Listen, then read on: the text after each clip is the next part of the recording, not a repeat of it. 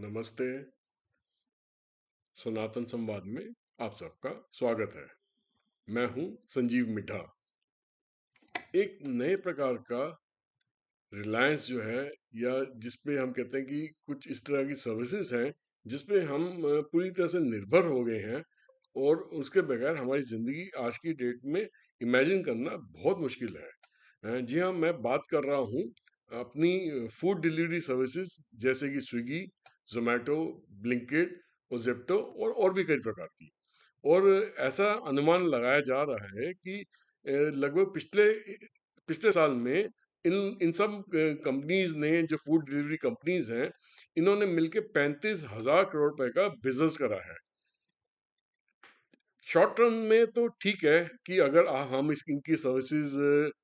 इस्तेमाल करते हैं तो कोई हर्ज नहीं है, मगर लॉन्ग टर्म में इसका सोसाइटी पे क्या असर पड़ता है, इन्वायरमेंट पर क्या असर पड़ता है, हेल्थ पे क्या असर पड़ता है, इसकी चर्चा हम आगे आप अभी करेंगे। ये सर्विसेज जो है, फूड डिलीवरी सर्विसेज, कुछ इस प्रकार की है कि जैसे कि ये आपके सुस्तीपन को, आपके लेजीपन को, ये आपको इंसेंटिव दे रहे हैं, इंसेंटिवाइज कर रहे हैं कि आप अपनी सुस्तीपन ना छोड़िए, आप अपनी लेजीनेस ना छोड़िए। आप वैसे ही घर में बैठे रहिए, आपको बाहर निकलने की जरूरत नहीं है। आपको कुछ ही समय में 10, 15, 20 मिनट, आधे घंटे के अंदर अंदर हम आपकी बताई हुई जो चीज है, फूड और आइटम है, वो आपको आपके बताए हुए पते पर हम डिलीवर करवा देंगे। मगर इसमें सोसाइटी में की जो डिग्रेडेशन हो रही है, जो एनवायरनमेंट की डिग्रेडेशन हो रही है, इसके बारे में कोई भी बातचीत करने के लिए तैयार नहीं है। सनातन वे ऑफ लाइफ जो है, वो एक टाइमलेस सोल्यूशन ऑफर करता है, जिसमें वो बैलेंस बना के रखने की बात करता है, सेल्फ रिलायंस बनाए रखने की बात करता है, और सस्टेनेबिलिटी बनाए रखने की बात करता है। वो भी कैसे करता है कि अगर सनातन वे ऑफ लाइफ की प्रैक्टिसेस को अगर अपनाया जाता है, तो ये बेसिकली हमारी जो ओवर रिलायंस है ये फूड डिलीवरी सिस्टम पे, इनकी जो कन्वीनियंस हमें दे रहे हैं, हमें घर पे डिलीवरी देने की, हमारी सुस्तीपन को ना हटाने की, हमें लेजीनेस को इंसेंटिवाइज करने के लिए, उसमें कुछ ना कुछ कमी आएगी। और दूसरी तरफ हमारा जो हेल्दी लाइफस्टाइल है, उसमें वो उसमें उसमें बढ़ावत होगी, उसमें वो बढ़ेगा, उसमें हमें हमें ही फायदा होगा, और ये एनवायरनमेंट को भी प्रोटेक्ट करेगा। By embracing Sanatan way of lifestyle, तो क्या हो जाएगा कि हम लोग अपने लिए एक बेटर फ्यूचर बना सकेंगे, ना केवल अपने खुद के लिए, बट उस कम्युनिटी के लिए भी जिसके अंदर हम अब खुद रहते हैं। तो की इसमें जो की इश्यूज हैं, वो क्या क्या हैं, वो हम आप इसके बारे में अब आगे चर्चा करेंगे। सबसे पहले है कि डिपेंडेंसी ऑन कन्वीनियंस, मतलब कि हम इन पे ओवर रिलायंट हैं, इंस्टेंट डिलीवरी सर्विस पे, जिस और अगर इस पे रिड्यूस करते हैं, सेल्फ रिलायंट रहने की कोशिश करते हैं, और कुकिंग स्किल्स को अपने एनहांस करने की कोशिश करते हैं, तो इनकी डिलीवरी सर्विस पे हमें कुछ कम रिलाय करना पड़ेगा। अच्छा, माइंडसेट इस तरीके का बना हुआ है कि शायद आज की डेट में कुकिंग करना बड़ा ही एक आउट ऑफ फैशन सा बनता चला जा रहा है उन लोगों के लिए, जो खुद जहाँ पे महिला और पुरुष दोनों ही काम कर रहे हैं, और वहाँ पे अगर मैंने टीवी पे कई सारे शोज देखे हैं जहाँ पे कुकिंग के बारे में बातचीत करते हैं, यंग जनरेशन पे अगर उनको कोई भी कुकिंग के बारे में जानकारी मांगते हैं या कुकिंग कहने को कहते हैं, तो वहाँ पे देखा गया है कि वो उस कुकिंग को करने में पूरी तरीके से असमर्थ है। यहाँ तक कि जो किसी भी कुकिंग की चीज, कोई भी आइटम जो कुक हो रही है, उसके अंदर क्या क्या सामग्री गिरेगी, क्या क्या इंग्रेडिएंट्स पड़ेंगे, उसके बारे में उनको जानकारी नहीं है, ना ही उनको पता है कि उसको किन किन नामों से बुलाया जाता है। तो ये जो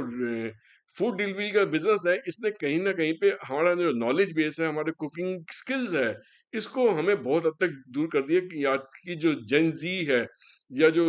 मॉडर्न जनरेशन है, जो लेटेस्ट जनरेशन है, वो अपने आप को कुकिंग एक्टिविटी से बहुत ज्यादा एलिमिनेट कर चुकी है। हेल्थ कंसर्न्स, दूसरा पॉइंट है हेल्थ कंसर्न्स का। देखिए, जहाँ से भी फूड डिलीवरी आ रही है, जिन जिन भी रेस्टोरेंट से लेके आ रहे हैं, जिन भी फूड आउटलेट से लेके आ रहे हैं, जिन भी क्लाउड किचन से लेके अगर फूड डिलीवर कर रहे हैं आपको, उनमें एक चीज तो पक्की है कि वो खाना टेस्टी जरूर बनाते हैं, ताकि जबान पे अगर जब इंसान के टेस्ट लगता है तो उस खाने की वाहवाही करता है, उसको फिर से वापस ऑर्डर करता है। मगर क्या उन खान पान की जो सामान है, वो उसके अंदर न्यूट्रिशनल वैल्यू वही है जो अगर आप अपने वही सामान अपने घर में बनाने की कोशिश करें, तो आप पूरा कोशिश करते हैं कि सामान जो है, आप जो खान पान की सामान जो बने वो ना ही स्वादिष्ट बने, बट उसकी न्यूट्रिएंट वैल्यू भी अच्छी रहे, उसके अंदर अच्छी क्वालिटी का सामान डाला जाए, उसमें अच्छे न्यूट्रिएंट वैल्यू का सामान डाला जाए। तो इसी की वजह से देखा कि लोगों की लाइफस्टाइल इस हद तक बिगड़ चुकी है कि इस डिलीवरी बिजनेस की वजह से उनके उनके अंदर सुस्ती इतनी ज्यादा घुस चुकी है कि घर से बाहर निकल के वो 2 कदम से सामान नहीं ला सकते, ना ही वो उस सामान को घर में कुक करने की आज की डेट में कोशिश करते हैं, क्योंकि उसके बारे में उनको कुछ जानकारी ही नहीं है, ना ही वो सीखना चाहते हैं।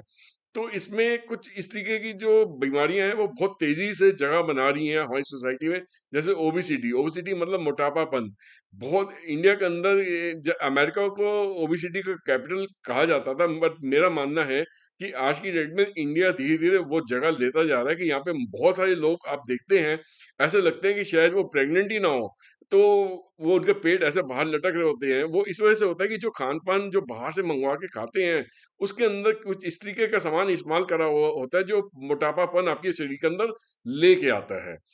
डायबिटीज के मरीज बहुत ज्यादा बढ़ रहे हैं। इंडिया आज डायबिटिक का कैपिटल बनता जा रहा है। कहीं पहले वेस्टर्न कंट्रीज यूएसए में डायबिटीज की बहुत सारे पेशेंट्स हुआ करते थे, बट उन लोगों ने अपने लाइफस्टाइल को काफी हद तक सुधारा है। बट हम जो है ग्रोइंग इकोनॉमी की वजह से हम लोगों ने अपने हैबिट्स को बहुत ज्यादा बिगाड़ लिया है, और हमारे अंदर डायबिटीज की पेशेंट्स की जो बहुत ज्यादा संख्या दिन ब दिन बढ़ती जा रही है। हार्ट डिजीज जिसको कार्डियोवैस्कुलर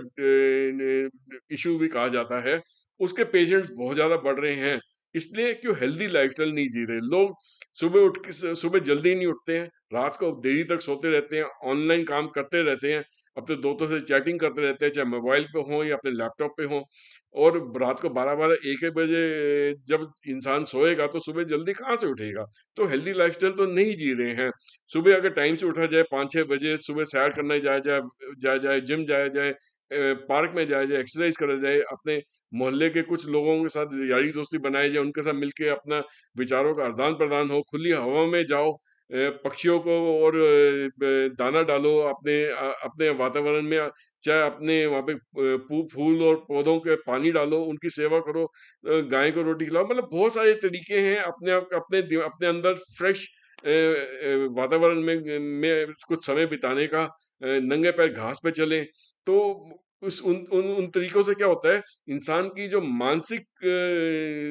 संतुष्टि जो है वो बढ़ जाती है। उसके अंदर वो उसको उनको मानसिक तरीके से वो पोषण मिल जाता है, उनको वो वाइब मिल जाती है, जिसकी वजह से उनका मानसिक संतुलन बिगड़ता नहीं है। वो ना ही उनको उनको ब्लड प्रेशर की ज़्यादा तकलीफ रहती है, ना ही कार्डियोवैस्कुलर या हार्ट डिजीज़ की ज़्यादा तकलीफ रहती है, ना ही डायबिटीज़ की तकलीफ रहती है, ना ही ओबेसिटी की तकलीफ रहती है। ये चारों पाँचों तकलीफ जो है, उनसे वो छुटकारा पा सकते हैं कि अगर एक हेल्दी लाइफ़स्टाइल जिए। और साथ ही में अगर ये जो खान-पान जो बाहर से ऑर्डर करके मँगवाते हैं, उसको उसमें उनको ये भी नहीं पता रहता कि किस तरीके का घी, तेल इस्तेमाल हो रहा है, किस तरीके से ऑयल्स इस्तेमाल हो रहे हैं। और उसके अंदर मैंने देखा है कि जैसे आपके फ़ास्ट फ़ूड में जैसे बर्गर हो गया, पिज़्ज़ा हो गया, पहले तो उसके अंदर मोज़रेला चीज़ वाला इस्तेमाल करा जाता था, आजकल चीज़ ब्लेंड इस्तेमाल करा जा रहा है। Cheese blend is nothing but जिसमें पीनट बटर कहते हैं, मेयोनीज़ कहते हैं, जो कि पीनट बटर से बना होता है। उसके अंदर चीज़ की कुछ मात्रा को ब्लेंड कर दिया जाता है, 4-5% चीज़ उसको मात्रा को ब्लेंड करके उसको चीज़ जैसा टेस्ट दे दिया जाता है, जबकि वो चीज़ नहीं होता, रियल चीज़ नहीं होता। तो जब वो उसको पिज़्ज़ा के ऊपर या बर्गर के अंदर लगा के देते हैं, आपको स्वाद तो बिल्कुल चीज़ जैसा आता है, मगर आप एक कहीं न कहीं पे पीनट बटर से ऑयल से बना हुआ बटर अपने कंज़्यूम कर रहे हैं, जो कि बहुत फैटनिंग होता है। और ये बहुत ज़्यादा क्वांटिटी में कंज़्यूम करना भी ठीक नहीं होता। आजकल देखा गया है कि ये जो पीनट बटर है, इसको पनीर के ऊपर भी लगा के पनीर टिक्का बनाया जा रहा है, सोया चाप के ऊपर भी लगा के सोया चाप टिक्का बनाया जा रहा है। और भी सारी नॉन-वेज आइटम्स पे भी इसे लगा के दे रहे हैं, आप पिज़्ज़ा, बर्गर में भी लगा के दे रहे हैं। तो सैंडविचेस में भी लगा के दे रहे हैं। तो आपका कहीं ना कहीं पे जो है, आप एक ऐसा फूड प्रोडक्ट कंज्यूम कर रहे हो जो आपकी सेहत के लिए अच्छा नहीं है। लिमिटेड क्वांटिटी में सही में सही, सीमित संख्या में, सीमित क्वांटिटी में लेना तो ठीक है, वो आपको नुकसान नहीं देगा, मगर जब आप डेली बेसिस पे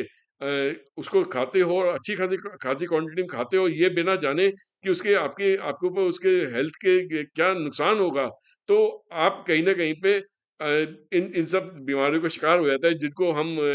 लाइफस्टाइल डिजीज कहते हैं, जैसे कि मोटापापन, डायबिटीज, कार्डियोवास्कुलर हार्ट डिजीज और हाई ब्लड प्रेशर। तो इन सब चीजों से छुटकारा पाने के लिए बहुत जरूरी है कि आप जो अपने घर में खाना बनाएं, अपने घर में खाने की जो स्किल्स है उसको सीखें, उसके बारे में जानकारी लें, और किस तरीके से खाना बनाया जा सकता है उसको एंजॉय करें। खाना बनाना कोई बहुत मुश्किल काम नहीं है, बस कुछ कुछ थोड़ी बहुत जानकारी होना, अगर आप अपने स्किल सेट को थोड़ा सा पॉलिश कर सके, तो बहुत आसानी से अपने लिए लायक खाना बनाया जा सकता है, बहुत स्वादिष्ट खाना बनाया जा सकता है, और पौष्टिक आहार बनाया जा सकता है। अब हम आते हैं एनवायरमेंटल इम्पैक्ट के ऊपर। देखा गया है कि जितने भी हमारे पैक्ड फूड आइटम्स मार्केट में आ रहे हैं, उसमें बहुत ज़्यादा एक्सेसिव पैकेजिंग का वेस्टेज होता है। उसमें बहुत भारी मात्रा में कार्डबोर्ड और प्लास्टिक का इस्तेमाल होता है, और ये जो प्लास्टिक्स और कार्डबोर्ड की जो पैकिंग इस्तेमाल होती है, वो कहीं ना कहीं पे फैक्ट्रीज में बन रही हैं। अच्छा, सबसे पहले फैक्ट्रीज में जो बिजली आ रही है, वो बिजली पीछे से कोयले से पैदा हुई बिजली आ रही है, जिसकी वजह से कार्बन फुटप्रिंट बढ़ रहा है। फिर ये प्लास्टिक जब बनाया जाता है, उसको बनाने के अंदर कई सारे केमिकल्स इस्तेमाल होते हैं, जिसकी वजह से कार्बन फुटप्रिंट बढ़ता है उसमें। और उसमें उसमें भी जो बिजली इस्तेमाल होती है, फिर से वो कोयले से पैदा करी हुई बिजली इस्तेमाल होती है। कार्डबोर्ड जो होता है, जो फ्रेश कार्डबोर्ड भी बने या रिसाइकल्ड कार्डबोर्ड बने, तो उसके अंदर भी बहुत ज्यादा फुटप्रिंट पैदा होता है। तो अगर वहीं पे आप बाजार से ताज़ा सामान ला के अगर घर में अगर कुकिंग करते हैं, तो कार्बन फुटप्रिंट ना के बराबर पैदा होता है, और उसको एक कंट्रोल तरीके से रहता है। तो वो ये जो कार्बन फुटप्रिंट पैदा होता है, इससे हमारे एनवायरनमेंट में वो जो कार्बन फुटप्रिंट जाता है in the form of carbon particles, वो हमारे एनवायरनमेंट को प्रदूषित इस हद तक करता है कि जिससे देखा गया है कि महानगरों में जैसे दिल्ली हो गया, मुंबई हो गया, चेन्नई हो गया, हैदराबाद हो गया, कोलकाता हो गया, वहां पे तो लोगों को सांस लेना भी मुश्किल हो जाता है, इतना ज्यादा धुआं हवा के अंदर हमेशा रहता है। तो अगर अगर ये हम लोग अपने ट्रेडिशनल ईटिंग हैबिट्स पे वापस नहीं जाते हैं, सिर्फ फूड डिलीवरी पे जाते हैं, तो ये देखेंगे हम कार्बन फुटप्रिंट को कहीं ना कहीं पे बहुत ज्यादा अधिक मात्रा में प्रमोट कर रहे हैं। हमारी जो ट्रेडिशनल वैल्यूज हैं, जो इंटीग्रेट हमारी फैमिली की जो इंटीग्रेटेड इंटीग्रेटेड वैल्यूज हैं, वो कहीं ना कहीं हम खो रहे हैं। कुकिंग करने से एक फायदा और भी है कि जब हम फैमिली के अंदर जब कुकिंग करते हैं, तो हम एक दूसरे से मिला जुला मिश्रित काम कर सकते हैं, कि फैमिली का कोई मेंबर कोई काम कर ले, और दूसरा मेंबर कोई काम कर ले, तीसरा मेंबर कोई काम कर ले। आज की डेट में महिला और पुरुष में कोई फर्क नहीं है, महिला और पुरुष दोनों कुकिंग कर सकते हैं। मैं खुद कुकिंग में बहुत रुचि रखता हूँ। मुझे पहले कुकिंग नहीं आती थी, मगर धीरे धीरे करके मैंने कुकिंग सीखी है। अगर आज मैं मेरी वाइफ घर में नहीं है, मेरी बहू घर में नहीं है, और मुझे वो किसी किसी काम से बाहर गए हैं या घर पे, तो मुझे मुझे कभी तकलीफ नहीं होती है। मैं उनको कभी भी नहीं बोलता कि आप मेरे लिए खाना बना के जाइए। तो मैं क्या करता हूँ, मैं मुझे ताज़ा खाना खाने में हमेशा रुचि रहती है, और मैं उनको बोलता हूँ कि मैं अपने लायक खुद ही खाना बना लूंगा। तो वो मुझे मुझे क्योंकि मुझे मुझे अब कुकिंग मैंने एंजॉय करना शुरू कर दिया है, तो मुझे पूरी उम्मीद है कि आप लोग भी कुकिंग को आसानी से एंजॉय कर सकते हैं, अगर उसके बारे में थोड़ी बहुत जानकारी लें कि इसमें क्या-क्या करना पड़ता है, कौन-सी आइटम को क्या बोला जाता है। और जैसे ही आप कुकिंग थोड़ी बहुत सीख लेंगे, तो आप खुद ही उसके अंदर बहुत सारे एक्सपेरिमेंट्स ऐसे कर पाएँगे कि नए-नए डिशेज़ आप रोज़ उसमें से बना पाएँगे अपने लिए। अच्छा, इकोनॉमिक एफिशिएंसी के ऊपर आप बात करते हैं कि देखिए, एक बात तो हम मानते हैं कि फूड डिलीवरी से आपके बहुत सारे काम आसान हो जाते हैं, कि आपको कुकिंग करनी नहीं पड़ती, आपको उस कुकिंग करने के लिए सामग्री नहीं इकट्ठी करनी पड़ती, मगर उसकी एक कीमत आपको देनी पड़ती है। देखिए, जब फूड डिलीवरी जब आती है, सबसे पहले तो क्या है कि आपको घर से क्योंकि हिल के जाना नहीं है किसी भी काम को करने के लिए, तो आपकी जो सुस्त रहने की जो आदत है, इसको वो ज़्यादा प्रमोट करता है। साथ ही में आपको घर पे सर्विस मुहैया कराने के लिए पका हुआ व्यंजन में आपको घर तक पहुँचाने के लिए वो जो आपको सर्विस दे रहा है उसकी वो आपसे बहुत हेवी कॉस्ट लेता है। दैट मीन्स कि आप कहीं न कहीं पे अननेसेसरीली ओवर स्पेंडिंग कर रहे हैं, सिर्फ़ अपनी अपनी खान-पान की पूर्ति करने के लिए। तो जब ये क्या होता है कि जब आप इन चीज़ों को ओवरलुक कर देते हो तो कहीं न कहीं पता चलता है कि साल के आखिर में या कभी भी आपका जो बजट है वो अब बिगड़ गया है। तो जब बजट बिगड़ता है तो आपकी वो लाइफ़स्टाइल पे इफ़ेक्ट करता है, जो कि अगर आप मिक्स एंड मैच करके चलें या कम मात्रा में फूड बाहर से ऑर्डर करें या बा और ज़्यादा मात्रा में खुद खुद ही बनाने की कोशिश करें, तो आपका बजट भी आपके कंट्रोल में रहेगा। तो ये भी एक सस्टेनेबल कॉस्ट इफेक्टिव तरीका है ज़िंदगी जीने का, और इसके अंदर बहुत ज़्यादा प्लानिंग करने की ज़रूरत नहीं पड़ती है, बस एक बेसिक प्लानिंग करने की ज़रूरत होती है, एक बेसिक तरीके से उसको उसको अपनाने की ज़रूरत होती है। सोशल इम्प्लीकेशंस इन सब चीज़ों के कैसे रहते हैं? देखिए, जब आप घर के अंदर ही रहते हैं और फूड डिलीवरीज़ को ऑर्डर करते हैं, तो कहीं न कहीं आप सोसाइटी से कट जाते हैं, आप आइसोलेटेड रहते हैं, आप आस-पास के लोगों से नहीं मिल पाते, आप ये नहीं जान पाते हैं कि आपके आस-पास हो क्या रहा है। मगर जब आप फूड अपनी फैमिली में कुक करते हैं, तो आपको आपको अंदर से एक चाह भी होती है कि मेरा बनाया हुआ खाना कोई और भी पसंद करे, तो आस-पड़ोस में उस खाने की थोड़ा-थोड़ा सा सैंपल या दूसरे लोगों से शेयर करना भी पसंद करते हैं। तो कहीं पे आपको कभी कोई गरीब नज़र आ जाता है, तो आप कहते हैं कि अच्छा ठीक है, अगली बारी मैं ऐसा करूँगा, ऐसा करूँगी कि अपने हाथ से बना के इस गरीब को मैं खाना खिलाऊँगी। तो आपकी आपकी वहाँ से भी आपको बहुत संतुष्टि मिलती है। तो ये कहीं न कहीं पे सनातन वे ऑफ लाइफ है, सस्टेनेबल वे ऑफ लाइफ है, जिसको आप अपनी लाइफ में अपना सकते हैं। तो हम होम क तो हमारा हमारा ये मानना है कि अगर होम कुकिंग कल्चर को आप प्रोत्साहन दें और सीज़नल और लोकल जो फूड आइटम्स हैं, जो आपके घर के आस-पास ही मिलते हैं, जिसके अंदर व आपके सीज़नल फ्रूट हो गए, वेजिटेबल्स हो गए, आपके लोकली सोर्स ग्रेन्स हो गए, तो और आयुर्वेदा के बहुत सारे और भी सामग्री है, जिसके बारे में अगर जानकारी लें, तो वो अगर मिला-जुला के अगर आप अपना खुद का खाना खुद बनाते हैं, अपने कुकिंग स्किल्स को एनहांस करते हैं, तो आपको बहुत फ़ायदा होगा, और धीरे-धीरे क्या होगा कि आपकी सेहत ठीक होती चली जाएगी, आप बहुत सारी बीमारियों से जो ग्रस्त थे, वो बीमारी आपके शरीर से बाहर निकल जाएँगी, और आपकी जो डिपेंडेंसी है पैक्ड फूड पे या इम्पोर्टेड फूड पे या फूड डिलीवरी पे, तो वो धीरे-धीरे कम होती चली जाएगी। तो बैलेंसिंग जो है मॉडर्न नीड्स को ट्रेडिशन के साथ बैलेंस करना बहुत ज़रूरी है, कि कभी-कभार तो मँगवा लिया बाहर से खाना-पीना, अगर कोई घर पे आपके मेहमान बहुत सारे आ गए, आप उसको नहीं मैनेज कर पा रहे, तो बाहर से थोड़ा बहुत खाना-पीना मँगवा लिया, मगर ज़्यादातर कोशिश ये कीजिए कि अपना खाना जो है वो हेल्दी तरीके से खुद बनाइए घर पे, और एक कॉस्ट इफेक्टिव तरीके से बनाइए, और जिससे आपके बजट भी ना बिगड़े और आपकी सेहत का भी पूरा-पूरा ख्याल रखा जा सके। तो इसी के साथ मैं ये प्रोग्राम को यहीं पे समाप्त करता हूँ। मैं उम्मीद करता हूँ कि आपको ये मेरे द्वारा जानकारी जो दी गई है, इसको आपने पसंद करा होगा, सराहा होगा। हम समय-समय पे और भी जानकारी आपको देते रहेंगे, और हाँ, मेरी आपसे रिक्वेस्ट है कि आप हमें बताइए कि आप कौन से टॉपिक पे हमें आप चाहेंगे हम आपको जानकारी दें या उसे कवर करें, और जैसे ही हमें वो जानकारी मिलेगी उसके बारे में हम आपको और इन्फॉर्मेशन मुहैया करवाएँगे। मेरी रिक्वेस्ट है कि इस चैनल को आप लाइक कीजिए, सब्सक्राइब कीजिए, शेयर कीजिए,